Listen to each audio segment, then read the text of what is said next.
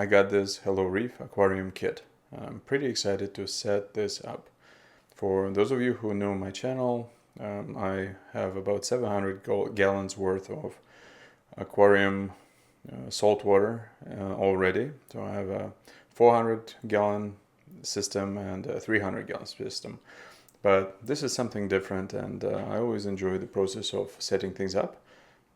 So for my live streams that I do out of my tiny office here, I was hoping to have some sort of a marine life with me here. And so this is a little bit of a makeshift system. I'm just using two different tables over here, and this is actually a drawer, and then this is kind of like a small table, but they seem to be almost the same height, and at least for now this is kind of how I've set it up. So here's the HelloReef. I'm really excited about it. Keep in mind that I am in Canada, so when I was getting mine shipped from the States, I could not get the live rock or sand or food. So this is a complete system, and I actually don't know too much about it other than having looked at a few just web pages online. So this is pretty new to me, but it's not a complete system that I'm going to be documenting. But having said that, I think it's going to be pretty cool to see what's inside, which is what we're going to do right now. And before I do this, I just want to talk a little bit about what my vision is for this tank. This tank is going to be my little piece of salt water. Originally I was thinking maybe it could be an anemone tank, and as a matter of fact, when it is shipped, there's a very large anemone and clown combo on it. So I think they may even refer to it as a clown and anemone tank. But I've got a farm, and I've got another tank that's full of coral, and I'm thinking I'm gonna do something of a mixture of the anemone and also different types of coral that are gonna go in here. It's gonna be fun. I haven't really figured out what the design is gonna be like, but in today's video we're just gonna take a look at what it comes with and go from there. And I do my videos weekly at least, so the cadence is pretty high, and I just kind of document the process. But as I mentioned, there's no rock or sand in the tank, just because it was shipped from US to Canada and has to do with the border. Same as I understand, there is also bacteria that's missing, but there's equipment. I think this is some sort of a light. There is salt, which is going to be pretty cool. Now, I do make a lot of salt water, so maybe I won't use it immediately. And then there is some equipment over here. So I have no idea what that is. But before we're gonna even take a look at this, let's take a look inside and see what else is there. There's some sort of a ring. I figure it's probably gonna go right over here, because it's most likely, maybe it's like a mini filter sock. I have no idea, but that's what it is. I've got some sort of a pump. So Sitche is an awesome brand. I actually have it running on my frag tank, and have been using it for many years. It's super silent, so really high quality stuff over here, so I'm glad they went with that.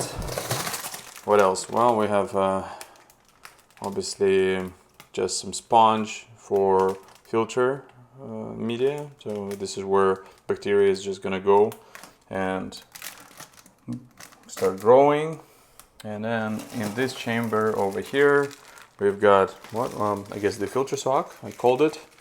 There is these two spouts. I think this is the outlet and probably an inlet for the tank. I wonder where the second one is going. I haven't really figured it out yet, but I'll play with that. So I'm very curious. And what else? Do we have more stuff here? Yes, we've got some activated carbon. I don't think I need it yet on right now for what I'm doing. And then we've got zipper racks and kind of other media. So this is good stuff. I like it. Now let's take a look at what we have inside of those two containers or two boxes. Let's start with the lighting. I'm really excited about that. I didn't expect there's going to be so many different things actually. So here we've got some refracto juice. What is that? This is probably, oh, it's a calibration liquid for the refractometer. We've got a portable refractometer. I have so many of those. If you're new to the channel, check out my video where I put, I think, 8 or 9 different ways to check salinity against each other. So I don't know if I'm gonna open this right away, but one thing you can never have enough is refractometers. They are awesome. What else have we got here? We've got a little thermometer. We've got some zip ties. I have a lot of them that came with my MP40s. And just anywhere I have, I just stock them because they're super handy. So this is awesome that they included. Oh, I recognize the light. It is a AI blade and it's the Grow model. So this is awesome. This is exactly what I would want. I wouldn't want the Glow as my only light. The Grow is the way to go. Absolutely love it. And this is actually what I run on my main tank. Great lighting. What else? We've got some connectors. This is one thing that has always not necessarily bugged me, but every time I buy some of the or get some of the aqua illumination equipment, you always have this in the box. And really, if you're in North America, you only have this. You need this part here, and then all of this can be pretty much tossed. I never really keep them because you know, over the years I've never really had any need for it, but it's kind of a little bit wasteful and that kind of sucks a little bit. All right, we've got this thing hooked up. We've got the guide. Ooh, Flipper did a little cleaning, scraping thingy, which is pretty cool. And finally we have a thermometer, and this is a 50 watt Eheim Jagger, which is probably one of the best thermometers in my opinion. I've used Eheim Jaggers for, I want to say, 20 years, 30 years, and I've had every single one of them, and they're awesome. Okay, let's take a look at another box over here. What's in this one? I think this is the last one. And then I'm gonna put everything together. And this has the power head. Well, because we do need a power head for some extra circulation. Well, I've never used this particular one, so I think it's gonna be pretty cool. And oh yeah, we have gloves. This is nice. I always wear gloves, but I go through them a lot. And we have this beautiful putty. So putty is awesome because if you want to fix a coral, you need it. I ran out of putty at home, so this actually comes in super handy. It'll help me glue some more coral. I don't have any putty right now. And finally we have a little tiny spoon. I'm curious what that is for, but because it's so small, I don't know. Measuring spoon over here. We'll find out later on. And here we are. So let's actually set everything up. One thing I forgot to mention, there was also this pipe here, which or the tube. This is going to be needed to connect this return to the Sichi pump.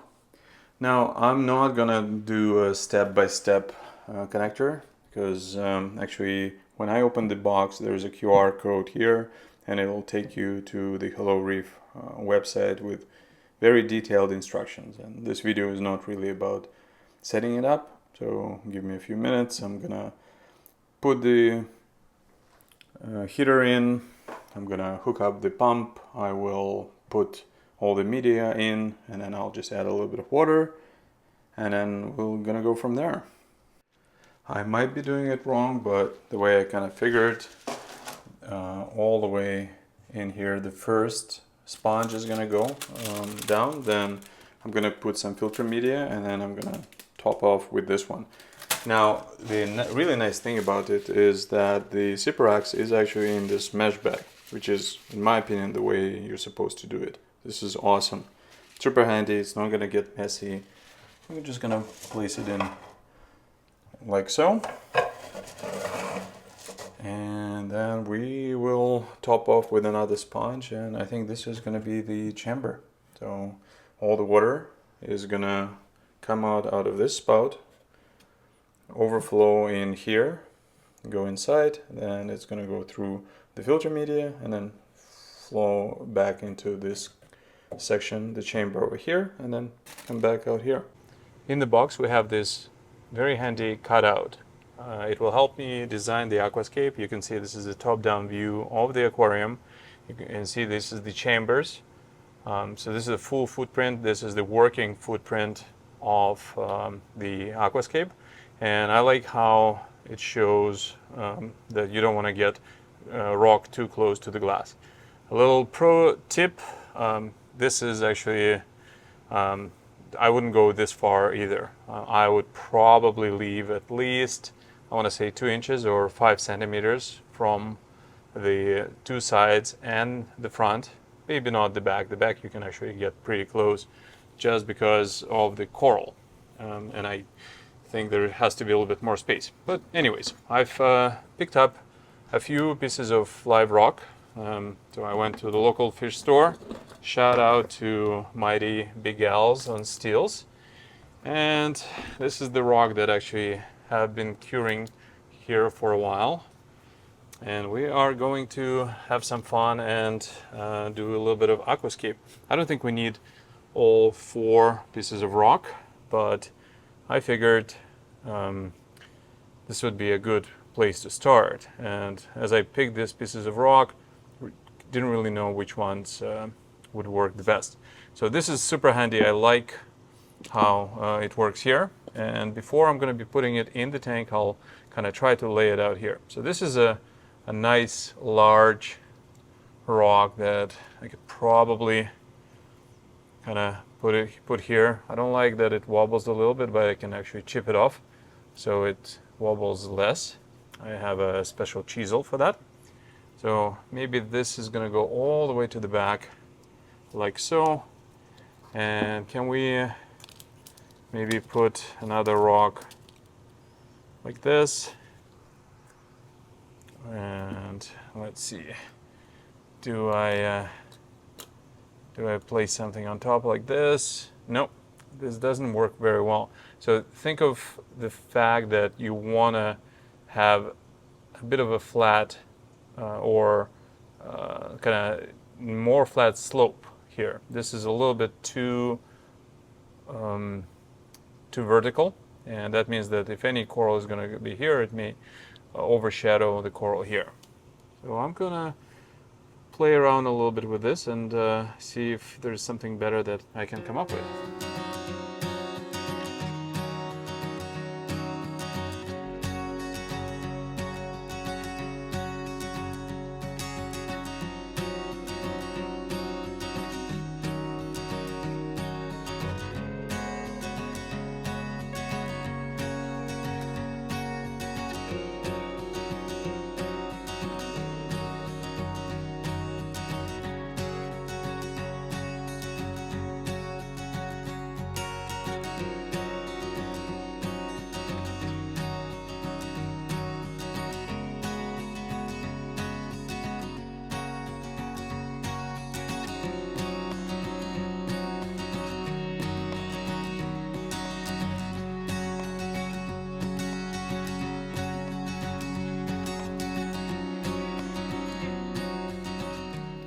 And here we are. The tank is now full. This was probably one of the fastest setups I've ever done. All in all, it took probably an hour of actual work.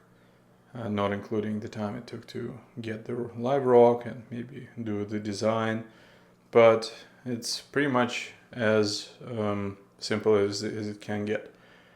Now, currently I've ended up with this aquascape, and maybe I'm thinking I should have gone a little bit taller, but keep in mind that this is just the actual rock. It will all depend on the corals that are gonna go on top of it.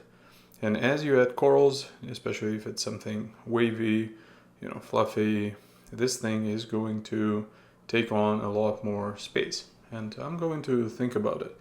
You can see that there is a couple of peaks in here, and these are the peaks where maybe some LPS corals are gonna go. So if a hammer is gonna go here, well, guess what? It's gonna extend pretty high up. Now, I did post on YouTube a photo where I asked my viewers what I should put inside of the aquarium, and predominantly almost everybody said zoas. Now, I have had almost no experience with zoas. I was always a little bit afraid of using them, but you know what? I think this is, I'm starting to warm up to it, and I think this is probably what I'm going to do.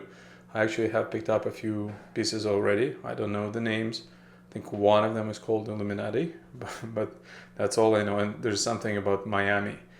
I'm gonna give it a day. I'm pretty confident of adding corals into the tank right away, but I think I'm just a little bit too tired from running around working on another aquarium and a whole bunch of other things. So this is going to wait till the next video.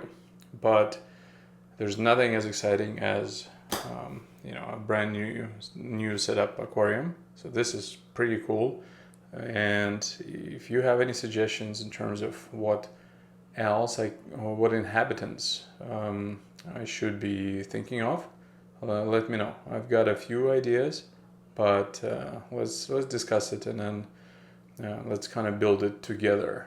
And who knows, maybe I should create a profile on, well, I do have a profile. Maybe I should create a tank thread on nanoreef.com. I used to really enjoy that forum. Anyways, this is my Sunday video. Thank you for watching, and I'll see you next week.